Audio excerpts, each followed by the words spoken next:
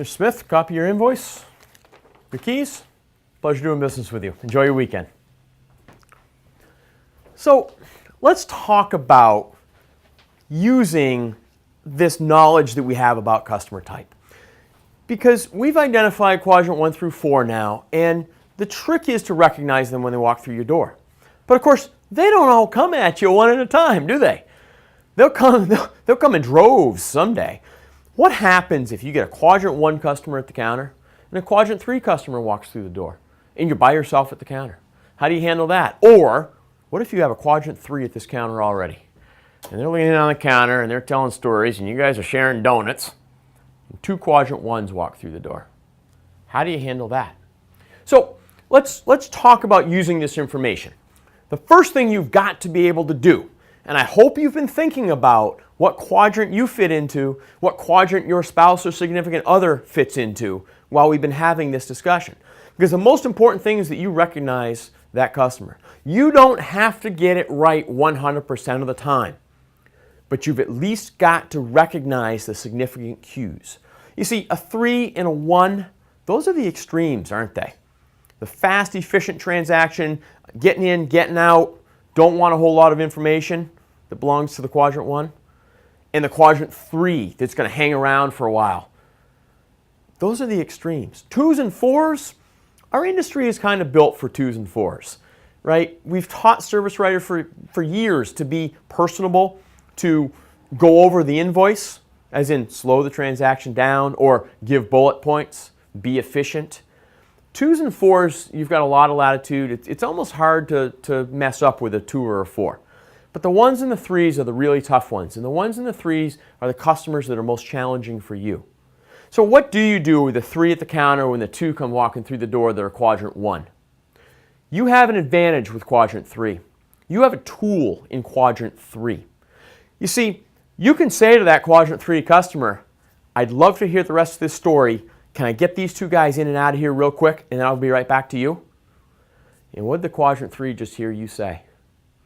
They just heard you say that you want to hear the rest of their story and that you'll be right back. So how patient are they going to be? They're going to be pretty patient now, aren't they?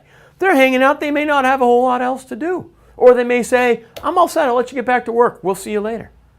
What did the quadrant 1s hear you say? The quadrant 1s saw some exceptional customer service, didn't they? They saw you excuse yourself politely from that quadrant 3 without pushing them away. And they also heard you say, I want to get them in and out of here.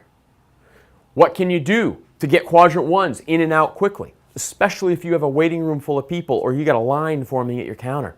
Because those quadrant 1s are the ones that are tough to deal with, aren't they? Especially when you have a line. Use what tools you have available to you. If you have a pre-printed repair order and you know what they're there for, just ask them to sign it and get them going.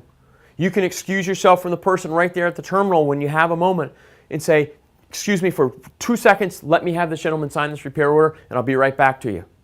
It sends an important message. Don't do that with a quadrant 1 at your terminal. Get them going and then handle the next quadrant 1. If you've got a night drop envelope at the counter, or you've got a customer problem analysis sheet, we'll talk about that later, at the counter. These tools can be used to gather information from quadrant 1 customers. You know what I say about handling quadrant 1 customers? They're like dealing with 4-year-olds. What do you do with a 4-year-old? Those of you that have kids can probably give me the answer. You give them something to do. Quadrant 1 customers are a lot like handling a 4-year-old. They're antsy, they want to get going, they want to do. Hand them something to do. If you give them something to fill out, here, ma'am, I know you want to get going. If I could just collect some information from you regarding your problem, we'll get you out of here quicker. The thing it does by giving them something to do is you've just put their time back in their hands. When you ask for them to fill out the night drop envelope or the problem analysis sheet, and it's quick, it's easy information, it's not going to take a long time. You've handed them their time. You've basically said to them, you control how long you're going to be here for. So they give you the information, and then they know if I do this quickly and efficiently and I hand it back to the service writer, I'm out of here more quickly. They would much rather do that and have the control than wait in line. while you talk with quadrant 3 or quadrant 2 or quadrant 4 for the next 10, 15 minutes. Okay? So think about what tools you have at your disposal. Remember what these individuals need. Quadrant 3s need the connection. You have the ability to use them. Set them aside for a minute. They'll stick around. To handle quadrant 1s, they need convenience. They're in and out. They want to get going. They need convenience. 2s and 4s, think bullet points. They need more information. Show and tell works really well with those folks. Quadrant 1s, don't try to show and tell. Ask them, but don't try to show and tell with them, because they generally don't want to spend the time. Think about what tools you have to get quadrant 1s moving along. Rental cars, loaner cars, rides, shuttle buses, whatever it may be. They don't want to stick around. Okay? So it's about knowing your options, knowing your alternatives, and knowing what tools you have, along with recognizing the customer types. Every customer type needs a certain thing in that transaction. Don't forget about it, practice it, think about it, and you'll increase your customer satisfaction. More to follow.